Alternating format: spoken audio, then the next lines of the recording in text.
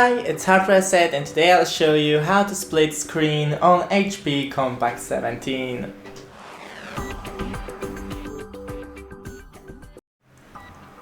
So first, open some random apps just to show you and click on the gray bar at the top.